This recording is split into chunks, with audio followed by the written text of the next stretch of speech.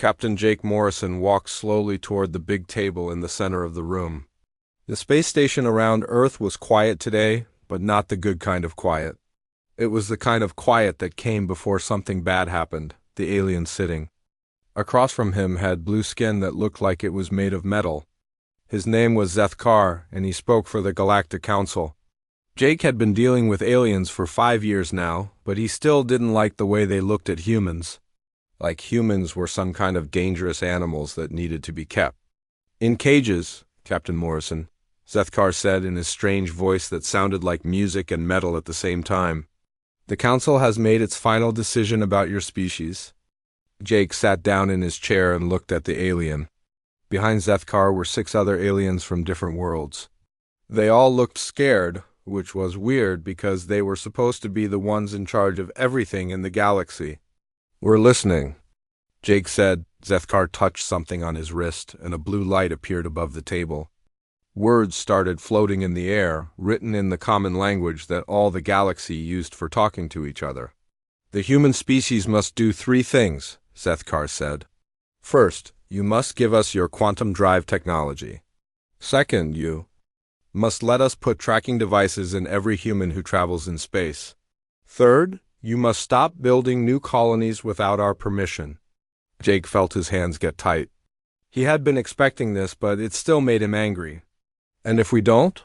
Then Earth will be cut off from all galactic trade routes. No human ship will be allowed in Council space. Your species will be alone." The room got very quiet. Jake could hear the air moving through the station's systems. He thought about his home back on Earth, about his sister who lived in New York, about all the humans who were now living on other worlds because they thought they were part of something bigger. Admiral Lisa Carter was watching from the glass room above. She had been Jake's friend since they were both young officers in the Earth Navy. Now she was in charge of all human military ships in space. Jake knew she was probably as angry as he was. "Why?" Jake asked. "Why are you doing this to us?" One of the other aliens, a tall thin one with gray skin, spoke up. "Your species grows too fast. You learn too fast. You make other species nervous." "We make you nervous," Jake said. It wasn't a question. "Yes," Zethkar said. "In 50 years, humans went from having no space travel to having colonies in 12 star systems. Most species take 500 years to do what you did in 50. Jake stood up and walked to the big window that looked out at Earth. The planet was beautiful. Blue and white and green, hanging in the black space like a jewel. He had been born down there, in a small town in Ohio where the biggest worry was whether it would rain on the weekend. "You know what I think," Jake said, not turning around. "I think you're not scared because we're dangerous. I think you're scared because we're better than you." The aliens made strange noises behind him. Some sounded angry, some sounded worried. "We have been traveling between the stars for thousands of years," the gray alien said. "We built the Council to keep peace in the galaxy. We know what we are doing." Jake turned around. "Do you?"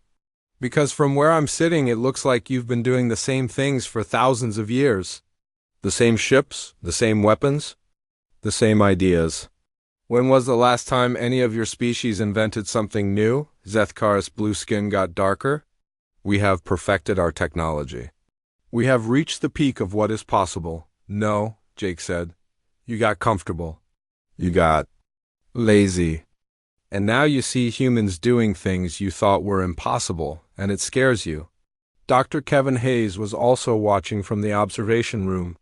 He had been studying the aliens for 3 years, trying to understand how their minds worked. What he had learned was that most of them had stopped trying to learn new things a long time ago. They did things the same way their grandparents had done them, but humans were different. Humans always wanted to try new things, to go new places, to figure out how things worked. It was just how they were made. "The Council has made its decision," Zethkar said. "You have 1 week to agree to our terms." Jake looked at each of the aliens in turn. They were all watching him, waiting to see what he would do. Some of them looked hopeful, like they thought he might just give up. Others looked worried, like they knew he wouldn't. "I need to talk to my people," Jake said. "Of course. We will wait for your answer." The aliens started to leave, but Jake called out to them, "Zethkar."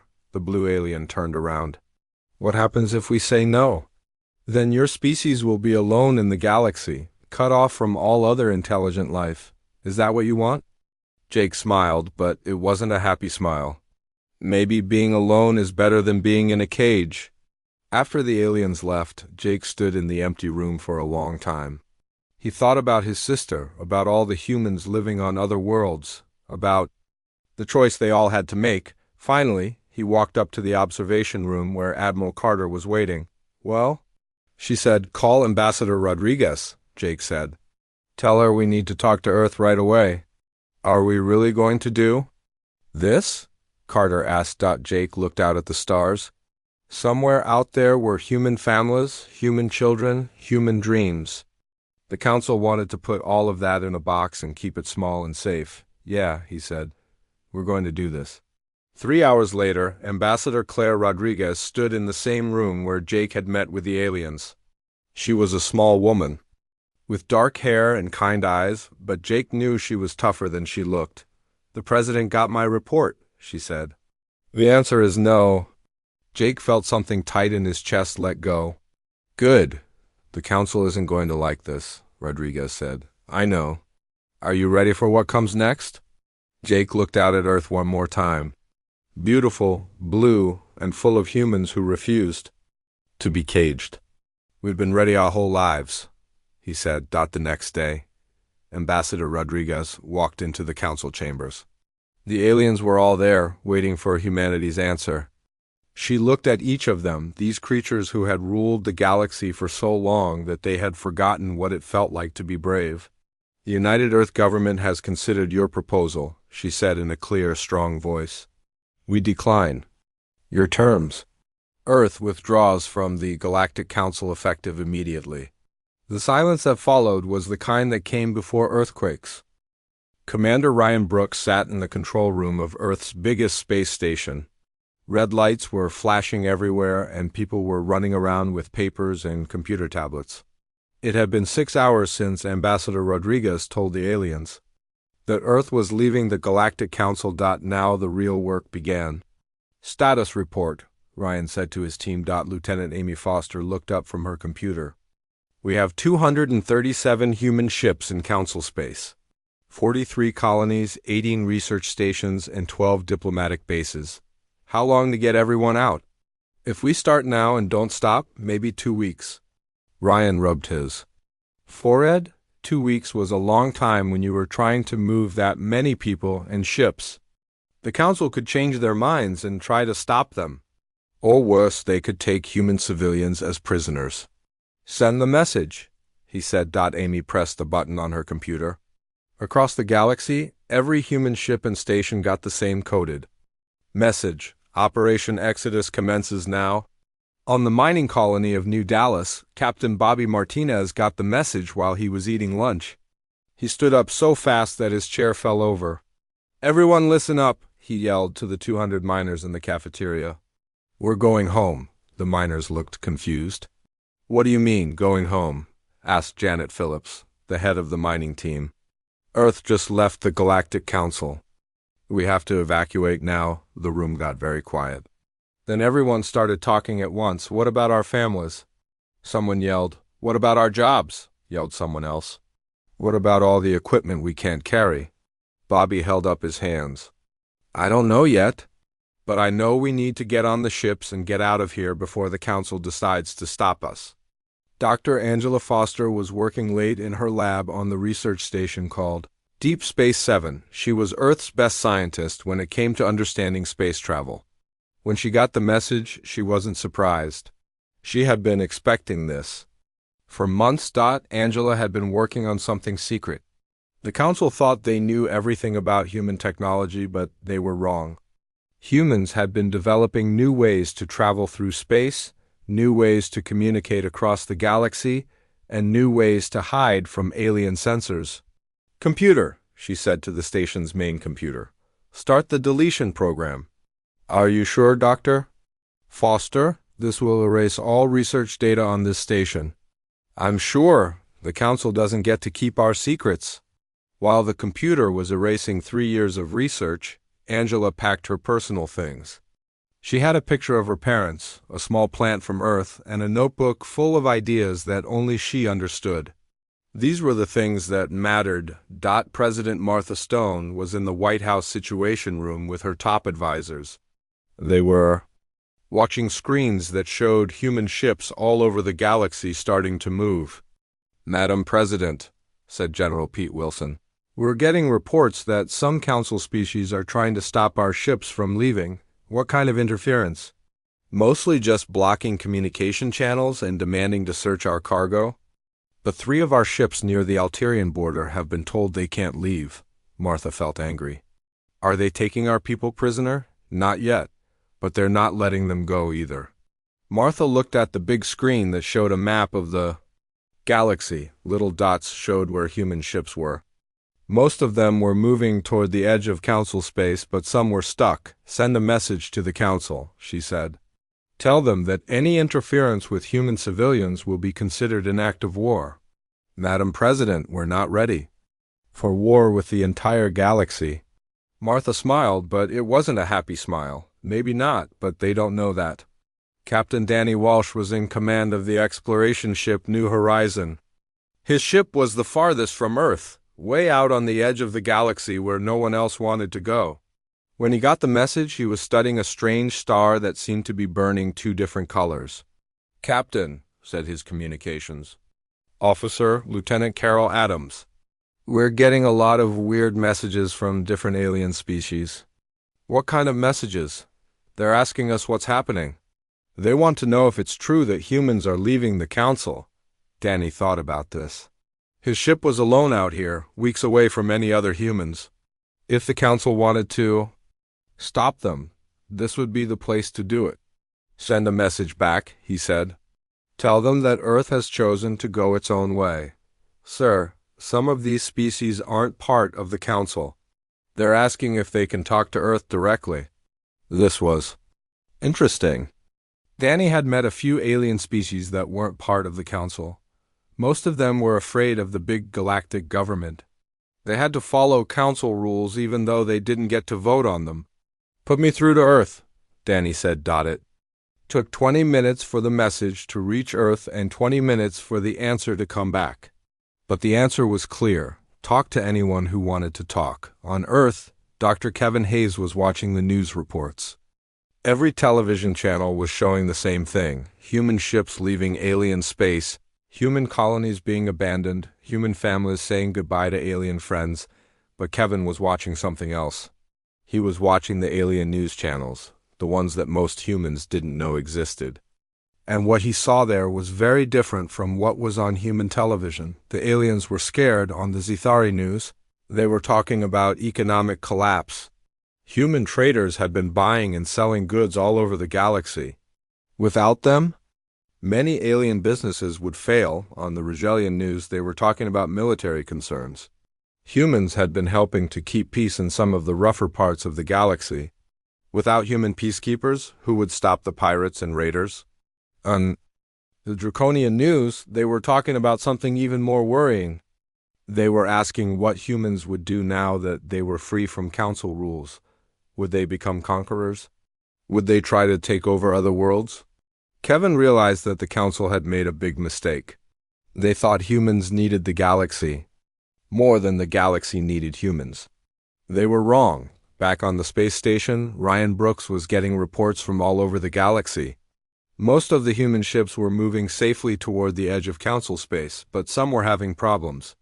"Commander," said Lieutenant Foster, "the ship carrying the Johnson family from the Vega colony is having engine problems. They're stuck in Alterian space. How long for repairs?" "Maybe 6 hours. But the Alterians are saying they have to inspect the ship first." Ryan knew what that meant. The Alterians wanted to search the ship, maybe take some of the humans prisoner, or steal human technology. "Send the Nighthawk," he said. "Tell Captain Morrison to escort the Johnson family home." "Sir, the Nighthawk is a military ship. Sending it into Alterian space could start a fight." "Good," Ryan said. "Maybe it's time the council learned that humans don't abandon their own." As the hours passed, more and more human ships reached the edge of Council space. Each one that crossed the border was a small victory. But Ryan knew the real test was still coming. The Council was having emergency meetings. They were trying to decide what to do about the humans who were leaving. Some wanted to let them go.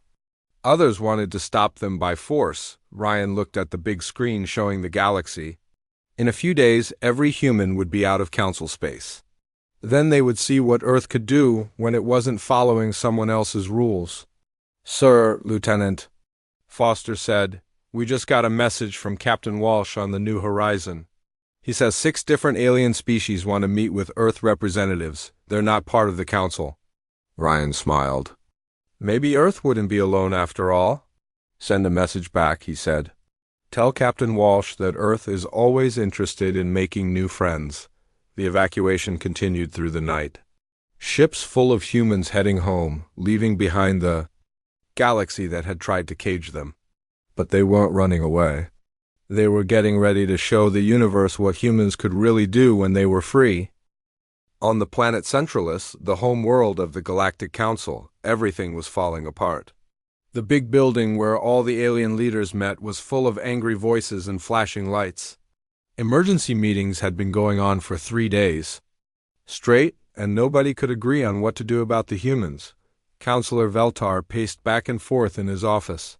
He was a Zathari with green skin and 4 arms, and right now all 4 of his hands were shaking. Reports kept coming in from all over the galaxy, and every single one was bad news. "Tell me again about the trade routes," he said to his assistant.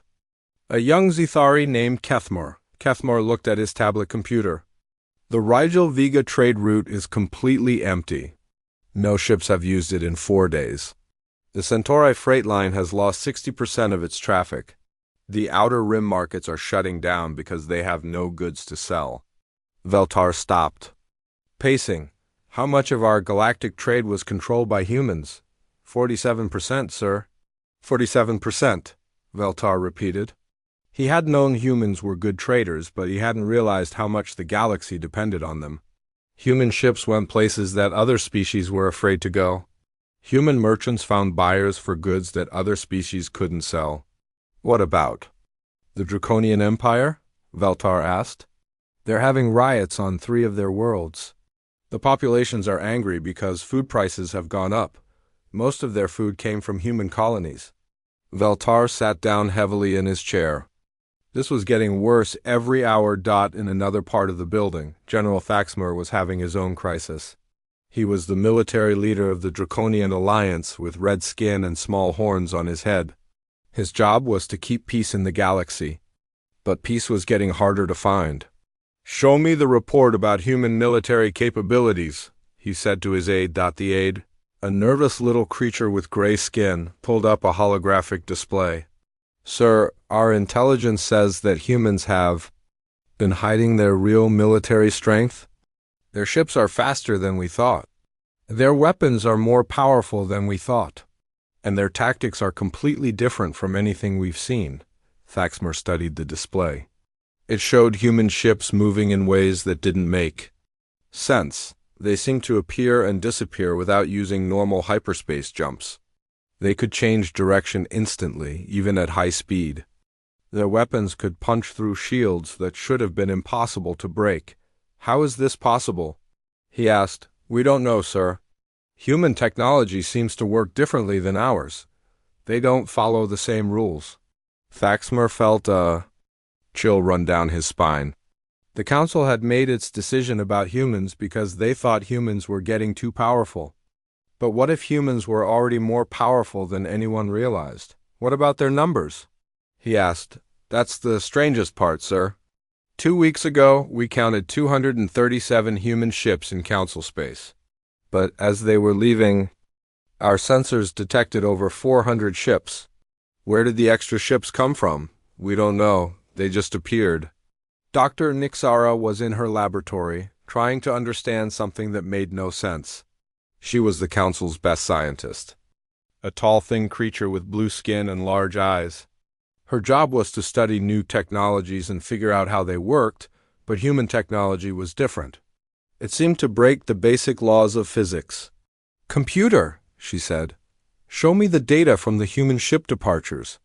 The computer projected a three-dimensional map of the galaxy. Little dots showed where human ships had been detected as they left Council space. But the pattern was impossible. "Computer, how long should it take a ship to travel from the Vega system to the edge of Council space?" "Using standard hyperspace drive, approximately 14 days. "How long did it take the human ships?" 2 days. Nixara stared at the display. Either the computer was wrong, or humans had developed a completely new way to travel through space. "Show me the communication intercepts," she said. The computer played recordings of human ships talking to each other as they evacuated. But the conversations were strange. The humans seemed to be communicating instantly across vast distances. Normal communication took hours or days to travel between star systems. Human communication seemed to happen in real time. "This is impossible." Nixara whispered. Back in the council chamber, the emergency session was getting louder and angrier. Representatives from dozens of species were all talking at once, and none of them were happy. "The humans have destroyed our economy," shouted the Regelian trade minister. "My people are starving because the food shipments have stopped." "Your people should have learned to grow their own food," replied the Alterian ambassador. "We warned everyone not to become too dependent on human traders." "Easy for you to say," snapped the Centauri delegate. "Your world doesn't need food imports, but what about the mining colonies? What about the research stations? What about the frontier? Worlds that can't survive without regular supply runs?" Councillor Veltar tried to restore order. "Please, everyone, calm down. We need to find a solution." "The solution is simple," said the Draconian general. "We send a fleet to Earth and force the humans to come back." "With what fleet?" asked the Zethari admiral. "Half our ships are busy dealing with riots and supply shortages, and the other half are afraid to fight humans after what we've learned about their capabilities." In the back of the room, a small figure stood up. It was Ambassador Quintal from the Eldarin Republic, one of the smallest species in the Council. The Eldarins were only 3 feet tall, with silver skin and large black eyes. "Maybe," Quintal said in a quiet voice, "we should ask ourselves why the humans left." The room got quiet. Everyone turned to look at the small ambassador. "They left because we tried to control them," Quintal continued. "We tried to make them follow our rules, live by our limits, think like us, but humans are not like us. They don't want to stay the same forever. They want to grow, to learn, to become something new." "That's exactly the problem," said the Alterian ambassador. "If every species tried to grow and change like humans do, there would be chaos. The galaxy needs order, it needs rules." "Does it?" Quintal asked. "Or do we just tell ourselves that because we're afraid of change?" The room erupted in angry voices again. But in the middle of all the shouting, a new voice spoke up. "Counselors," said a technician at the communication station, "we're receiving a message from the Corvan system." The Corvan system was on the edge of the galaxy, far from any council worlds. It was home to a small species called the Corvans, who had never joined the council. "What do they want?" asked Veltar. "They say they've been contacted by human representatives. The humans are offering to establish trade relations." The room went silent. Then everyone started talking at once again. "They can't do that," shouted the Regelian minister. "Trade with non-council species is forbidden." "Forbidden by who?" asked Quintal. "The humans aren't part of the council anymore. They can trade with whoever they want." More reports started coming in. The Corvan system wasn't the only one. 6 other independent species had been contacted by humans. All of them were species that the council had either ignored or refused to let join. General Thaxmer stood up. "This is exactly what we were afraid of. The humans are trying to build their own alliance. They're going to challenge the council's authority." "Maybe," said Quintal, "they're just doing what we should have done years ago. Maybe they're treating other species as equals instead of subjects." As the arguing continued, more reports arrived. Human ships had been seen in the outer rim. the part of the galaxy that the Council considered too dangerous to explore. Human colonies were being established on worlds that other species thought were uninhabitable. Human technology was being shared with species that the Council had written off as primitive. Dr. Nixara rushed into the chamber with a tablet computer in her hands. Counselors, I have urgent news. We've detected massive energy signatures coming. From the Sol system. What kind of energy signatures? Asked Veltar. The kind that suggests that humans are building something big. The room fell silent. Everyone was thinking the same thing. The humans had been part of the Council for only 5 years, but in that time they had shown abilities that surprised everyone. Now they were free from Council rules. What would they build? What would they become? How long? Asked General Faxmer. Before we know what they're building. At current construction rates, maybe 6 months, Nixara replied. 6 months, Veltar repeated. 6 months to figure out what to do about a species that we tried to control and failed. Outside the Council. Building on the streets of Centralis, ordinary aliens were watching the news and talking about the humans. Some were angry, some were scared, but some were asking questions that had never been asked before. What if the humans were right? What if the old way of doing things wasn't working anymore? What if it was time for something new? The galaxy was changing and nobody knew what would happen next. But one thing was certain. The age of the Galactic Council was coming to an end. Captain Ben Tucker stood on the observation deck of the colony ship, New Hope, and watched the sunrise over New Terra Prime. 6 months ago, this world had been nothing but rocks and dust at the edge of known space. Now it was home to 50,000 humans and looked like a garden. Hard to believe, isn't it? Said Dr. Maria Santos, the colony's chief scientist. She was a small woman with gray hair who had spent her whole life studying how to make dead worlds come alive. How did we do it so fast? Ben asked. Maria smiled. We stopped following the Council's rules about terraforming. They said it took 100 years to make a world livable. They were wrong. Ben looked down at the green fields and blue lakes that covered the planet's surface. Human children were playing in parks that hadn't existed a month ago. Human farmers were growing crops that the Council said couldn't survive on this type of world. The Council terraforming rules were designed to be slow, Maria explained. They wanted to make sure that every species did things the same way, but humans found faster ways. What kind of faster ways? We used machines that could change the atmosphere in weeks instead of years. We brought plants and animals from Earth that could adapt to any environment. We worked day and night instead of following the Council's work schedules. Ben nodded. He had seen the reports from other human colonies. All of them were growing faster than anyone had thought possible. Humans were turning desert worlds into forests, ice worlds into farms, and gas giants into mining stations. Commander Helen Wright was 300 light-years away, aboard the exploration ship Pathfinder. She was meeting with representatives from the Ilari, a species that most of the galaxy had forgotten about. The Ilari were small, with gray skin and large eyes. They had been conquered by the Council 200 years ago and forced to mine rare metals on their homeworld. The Council took most of the metals and gave the Ilari just enough food to survive.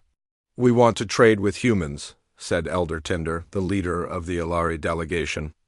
We have metals that you need. You have food and medicine that we need. Helen looked at the holographic display showing the Ilari homeworld.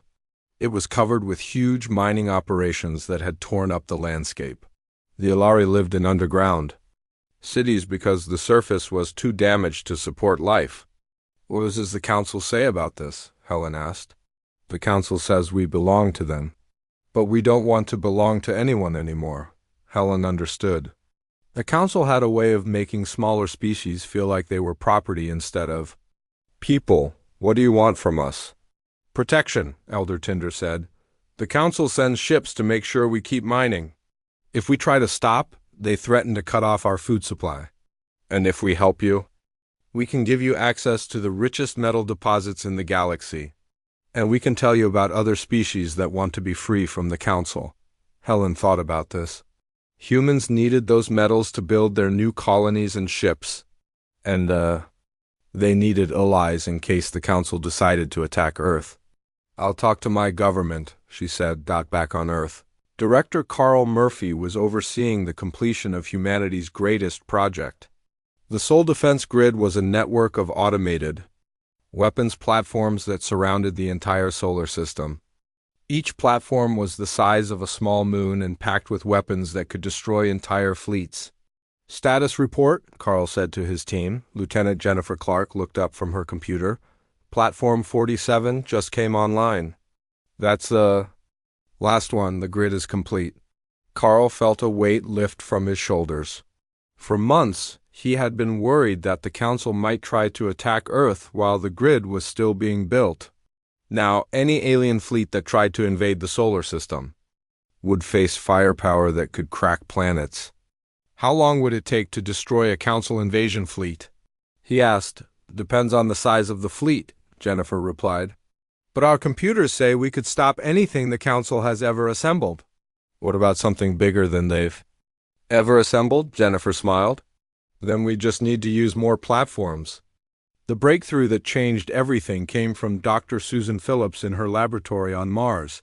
She had been working on a problem that had puzzled scientists for centuries: how to get unlimited energy from empty space. Computer, she said, run. Simulation number 4012. The computer created a holographic model of atoms and energy fields. Susan watched as the simulation showed her how to tap into the basic forces that held the universe together. It works, she whispered. That zero-point energy had been a dream for hundreds of years. Every species in the galaxy had tried to figure out how to use it. But humans had found the answer. With unlimited energy, human ships could travel faster than light without using fuel. Human colonies could power themselves forever. Human weapons could punch through any defense. Computer, send a message to Earth Command. Tell them we just changed the rules of physics. President Martha Stone was in the Oval Office when she got the news about Dr. Phillips' discovery. She was meeting with her top advisors about the growing tension with the Council. Madam President, said General Wilson, this changes everything. With zero-point energy, we can build ships that are faster and more powerful than anything in the galaxy. How long before we can start using it? Dr. Phillips says she can have the first prototype ready in 2 weeks. Martha looked out the window at the Washington Monument. For months, she had been preparing for war with the Council. Now it looked like humans might have a chance to win. What about our new allies? She asked. The Ilari have agreed to join our alliance. So have the Corvans, the Therians, and the Nexari. That's 4 species so far. 4 species against the entire Council? 4 species that want to be free, General Wilson corrected. And they're all willing to fight for it. Admiral Lisa Carter was on the bridge of the battleship Constitution, leading a small fleet to the Ilari homeworld. The Ilari had sent a distress signal saying that Council ships were threatening to destroy their cities if they didn't stop talking to humans. How many Council ships are we looking at? Lisa asked. Sensors show 12 heavy cruisers and 4 dreadnoughts, replied Commander Jack Adams. They're in orbit around the Ilari homeworld. Are they threatening the civilian population? Yes, ma'am. They're demanding that the Ilari government surrender all humans on the planet. Lisa felt anger build in her chest. There were only 6 humans on the Ilari homeworld, all of them diplomats and trade representatives. The Council was willing to threaten an entire planet to get to 6 people. Open a channel to the Council fleet, she said. The main screen showed a draconian admiral with red skin and small horns. I am Admiral Krexvar of the Council Fleet. You are ordered to leave this system immediately. I am Admiral Carter of the Terran Navy, Lisa replied. You are ordered to stop threatening civilians. The Ilari belong to the Council. We can do what we want with them. No, Lisa said. You can't? You have 6 ships, I have 16. Do you really want to fight? Lisa smiled. Admiral, you're about to learn something about human ships that your intelligence reports didn't mention. The battle lasted exactly 4 minutes. The Council ships had bigger guns and thicker armor, but the human ships moved like nothing the aliens had ever seen. They appeared and disappeared, struck from impossible angles, and ignored damage that should have destroyed them. When it was over, all 16 Council ships were floating dead in space. The human fleet hadn't lost a single ship. Admiral GalXY, Lisa said over the communication channel, "Your crews are safe. We've disabled your ships, not destroyed them. Consider this a warning." On the Alari homeworld, Elder Tinder watched the battle from his underground city. When it was over, he sent a message to every species in the galaxy. The humans have kept their promise. They came when we needed help. They fought for us when no one else would. If you want to be free from the Council, now is the time to choose. Within hours, messages started coming in from all over the galaxy. The Vortani wanted to join the Human Alliance. The Kaleri wanted to trade with human colonies. The Zephyrians wanted human protection from Council tax collectors. Dr. Kevin Hayes was monitoring alien communications from his office on Earth. What he saw amazed him. The galaxy was splitting apart. Some species were staying loyal to the Council, but others were choosing freedom. "It's happening faster than we thought," he told President Stone over the phone. "The Council is losing control. How many species have contacted us? 17 so far. And more are sending messages every hour." Martha Stone looked out at the night sky. 6 months ago, Earth had been alone, cut off from the galaxy by the Council's threats. Now humans were leading a rebellion that was spreading across the stars. "Kevin," she said, "I want you to send a message to every species that's contacted us. Tell them that Earth is hosting a conference in 2 weeks. Tell them we're going to discuss the formation of a new galactic government."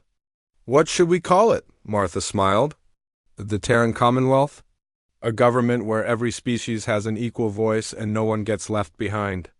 As the message went out across the galaxy, humans on dozens of worlds looked up at the stars and felt proud. They had refused to be caged by the Council's fears. Now they were building something better. The galaxy was changing, and humans were leading the way.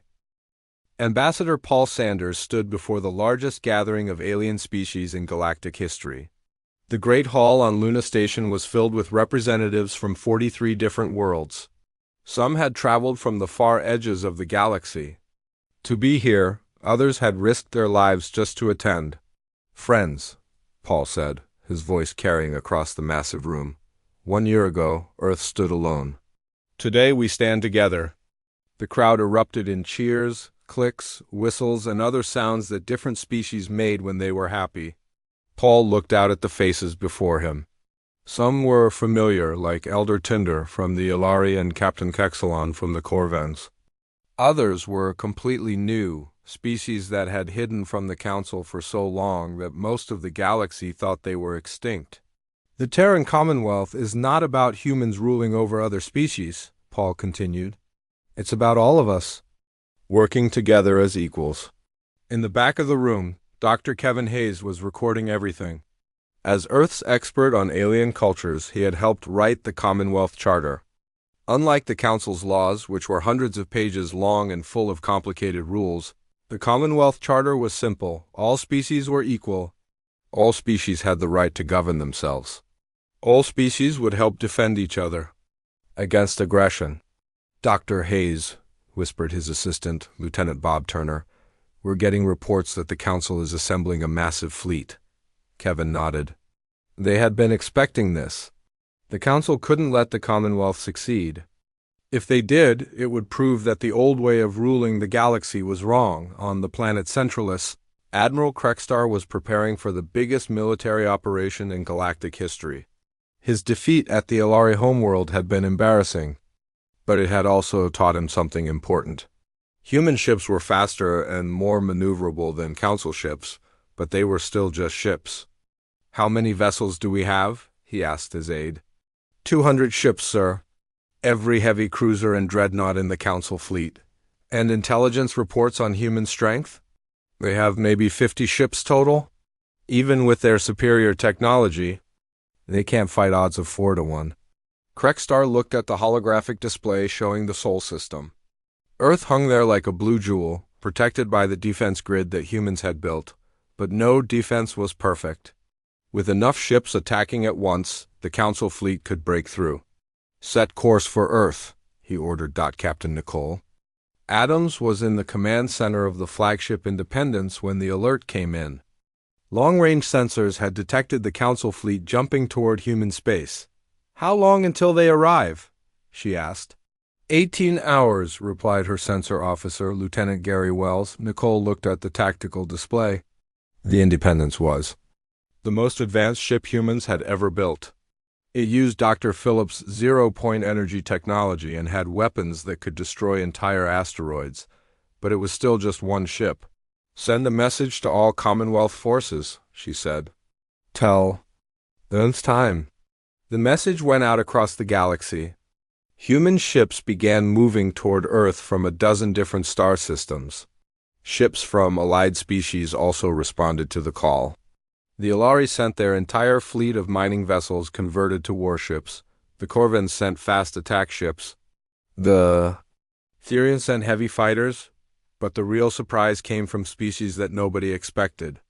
The Zephyrians, who had been neutral for centuries, sent a battle fleet. The Nexari, who were known for being peaceful, sent ships equipped with weapons that they had been secretly developing. Even the Vortani, who lived so far away that most species had forgotten about them, sent help. President Martha Stone was in the White House Situation Room, watching the forces gather around Earth. On the big screen, she could see hundreds of ships from dozens of different species. All of them had come to defend the world that had given them hope for a better future. "Madam President," said General Wilson, "the Council fleet has just entered the outer edge of the solar system. How many ships?" 200, just like our intelligence predicted. Martha looked at the display showing the Commonwealth fleet. They had about the same number of ships, but most of them were smaller than the Council's heavy warships. "Are we ready?" she asked. Admiral Lisa Carter's voice came over the communication system from the Independence. "As ready as we'll ever be, Madam President." The Council fleet came out of hyperspace near Pluto and began moving toward Earth. Admiral Krekstar expected to see a small human force trying to protect their homeworld. Instead, he found himself facing the largest allied fleet in galactic history. "Sir," his tactical officer said, "we're detecting ships from at least 20 different species." "How is that possible?" "Unknown, sir. But they're all moving to intercept." U.S. Krekstar felt a chill run down his spine.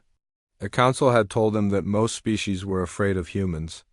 They had said that no one would help Earth in a fight, but the evidence in front of him said otherwise. "Open a channel to the human fleet," he ordered. Captain Nicole Adams appeared on his screen. She was young for a ship commander, with short brown hair and determined eyes. "Admiral Krekstar," she said, "you are in violation of Commonwealth space. Turn around and leave, or we will be forced to defend ourselves." "Captain Adams, you are outnumbered. Surrender now, and the Council will show mercy." Nicole smiled, but it wasn't a friendly smile. "Admiral, you're about to learn why the galaxy chose us over you." The battle began when the Council ships opened. Fire, their weapons lit up space with beams of energy that could melt mountains. But the Commonwealth ships moved like dancers, avoiding most of the shots and returning fire with weapons that seemed to bend the laws of physics. Human ships appeared and disappeared, striking from impossible angles. Ilari ships used mining equipment to tear holes in Council hulls. Corvin ships swarmed around the bigger Council vessels like angry insects, but the real shock came when the Council discovered that their weapons barely scratched the Commonwealth ships. The zero-point energy technology that Dr. Phillips had developed didn't just power the ships. It also created force fields that could stop almost any attack. "Sir," the tactical officer reported to Admiral Krekstar, "we've been firing for 10 minutes and haven't destroyed a single enemy ship." "What about damage to our fleet?" "We've lost 15 ships. 20 more are badly damaged." Krekstar couldn't believe what he was hearing. The Council had the biggest, most powerful warships ever built. How were they losing to a bunch of humans and their small allies? The answer came when Captain Adams' ship, the Independence, moved toward the center of the Council formation. The massive ship seemed to glow with inner light as it charged its Main weapon. All council ships, Adams said over the communication channel. This is your final warning. Surrender now or face the consequences.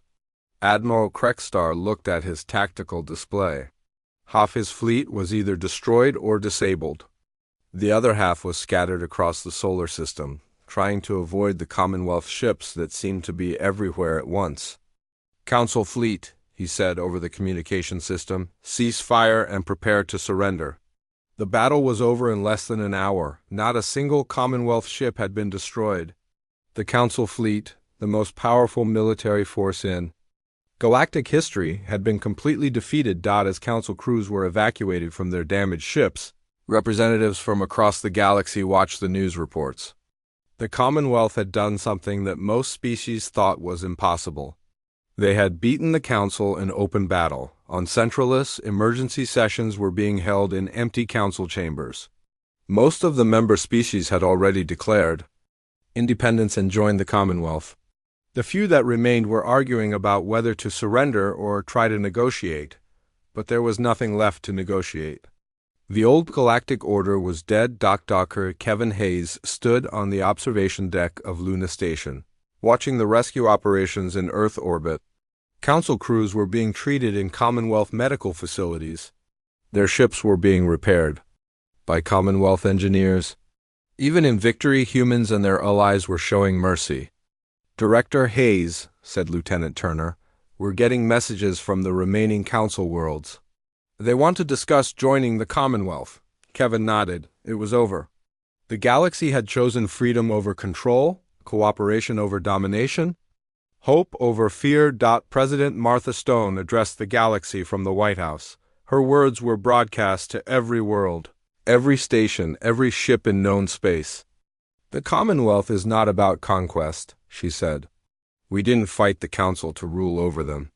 We fought them to prove that there's a better way for different species to live together. On worlds across the galaxy, beings looked up at the stars with new hope. The age of the Galactic Council was over. The age of the Terran Commonwealth had begun. Ambassador Paul Sanders returned to the Great Hall on Luna Station, where representatives from over 100 species were now gathering. The Commonwealth was growing every day, welcoming any species that wanted to be part of something better. Friends, he said to the crowd, we have shown the universe that freedom is stronger than fear. Now let's show them what we can build together. The galaxy would never be the same. Humanity had kept its promise. They had cut ties with those who tried to cage them, and in doing so they had set everyone free.